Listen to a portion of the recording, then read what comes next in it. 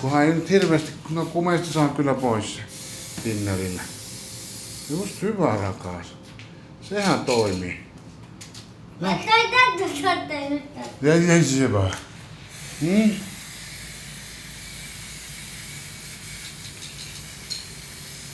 Siitä ei tuu rakas niin hyvä, kun se on märkä. Olisit antanut iltaa asti kuivaa.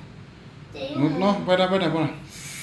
Sit kuuntele, mä kerron helpoimman. Mä alan sen alaosa eka. Kato mä näytän sun. Anna pullo mun. Kato. Joo, ei se lähtee pois. Kato. Näin. Maalaat tän alaosa eka. Sit kun se alaosa on maalattu, niin sitten pyöräytät rengasta. Ja sit sä saat maalattua sen läheltä. Sun ei tarvitse kääntää näin sitä, että sä pääset sinne ylös. Maalaat sen alaosa eka.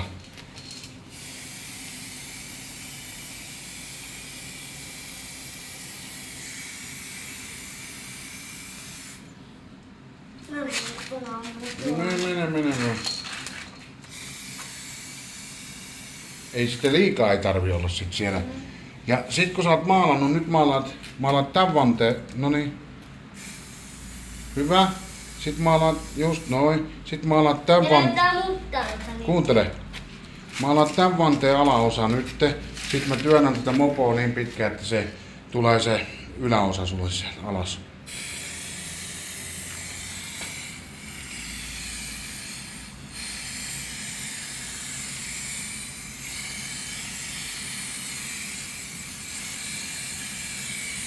No niin. Hyvä. Tarvitsee lopun maali kesken. Näin.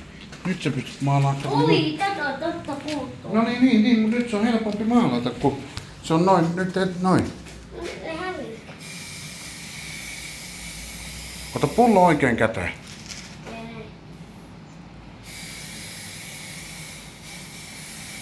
Sitten pyyhkii ne tinnerillä ne renkaat. Tai kumit siis. Vedä toi reuna.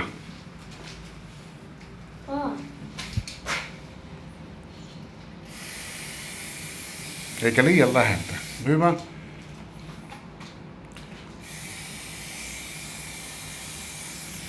Kato, se rupeaa valuttaa, kun sä vedät liian läheltä. Sitten vedät se reuna. Just. Nyt vielä siihen toinen kerran. Se on hieno vähemmän kuin toikin. Noniin. Sitten seuraavaa. Täältä toista vannetta.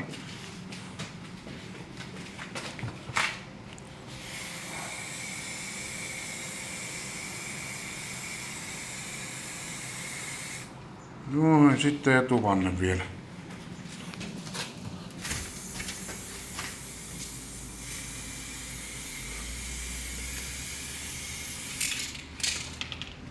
Tää on hieno.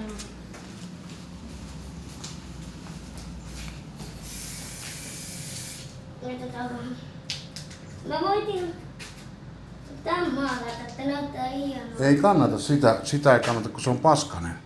Kato, kun se pitäisi saada ensin kunnolla pestä ja kaikki tolleen, niin sitten vasta maalataan. Paskan päälle ei voi maalata. Ja puhistaa pinnan. Niin, mä vanteet tiedän, että sä puhistit, mutta kun ne on vielä vähän märät, kun se on ulkoolta just tullut.